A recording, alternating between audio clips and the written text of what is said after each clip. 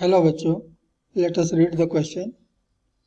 How does the weight of a person in an elevator will vary if it moves upward with acceleration a? इस question के लिए जो की concept है,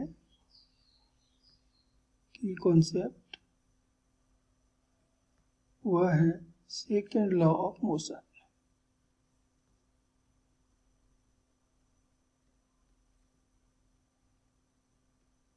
second law of motion ये इस question का की कॉन्सेप्ट। हमारा एलिवेटर है जो अपवर्ड डायरेक्शन में एक्सेलरेट हो रहा है और एक्सेलरेशन है इसके पास a।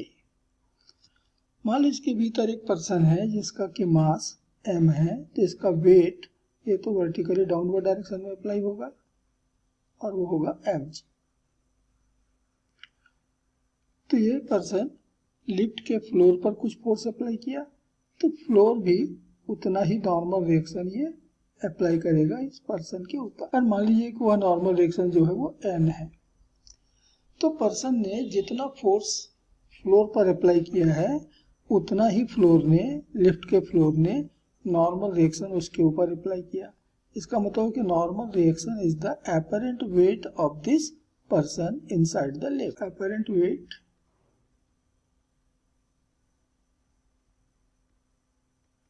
ऑफ द पर्सन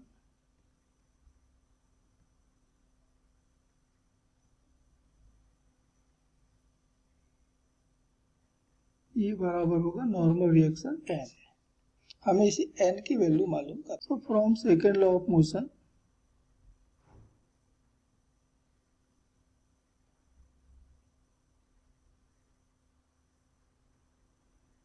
तो सेकेंड लॉ ऑफ मोशन ये कहता है कि net force applied on a body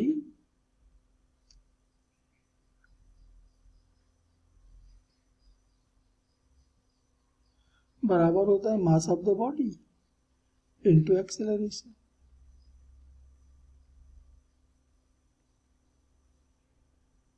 अब देखिए हमारे पर्सन के ऊपर दो फोर्सेस अप्लाई हैं, एक तो है normal reaction n upward direction में, दूसरा है mg डाउनवर्ड डायरेक्शन में, और पर्सन एक्सेलरेट हो रहा है in upward direction with acceleration a। इसका मतलब हुआ कि अपवर्ड फोर्स बड़ा है, डाउनवर्ड फोर्स छोटा है, तो नेट फोर्स उसके ऊपर जो अप्लाई होगा वो होगा n माइनस mg। हमेशा बड़े में से छोटे को आप घटाते हैं। मास हमने पर्सन का m लिया है, एक्सेलरेशन a। तो हमें तो पर्सन का अपरेंट वेट कैलकुलेट करना है, इसका मतलब कि n कैलकुलेट करना है। तो n बराबर हो गया, इस mg को मैं उस तरफ ले लेता हूं तो प्लस ma, m को मैंने कॉमन लिया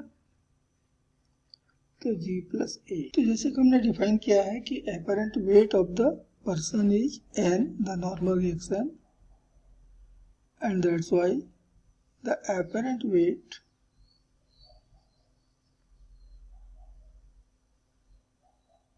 of the person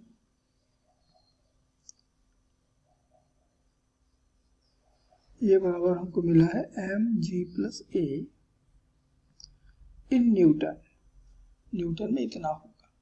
यदि हम इसको किलोग्राम में बदलना चाहें तो ये हो जाएगा mg प्लस a, और न्यूटन को किलोग्राम बनाना हो तो g से डिवाइड कर दो, ये किलोग्राम हो। जबकि actual weight of the person is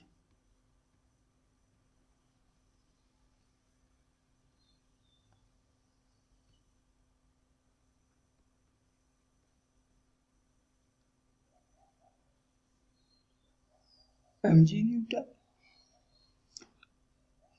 जबकि लिफ्ट के भीतर उसका हमको वेट मिल रहा है mg प्लस a न्यूटन, यानी कि थोड़ा सा बढ़ गया। और तब इस क्वेश्चन का फाइनल आंसर होगा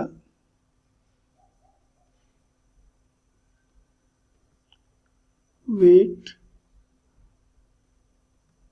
ऑफ द पर्सन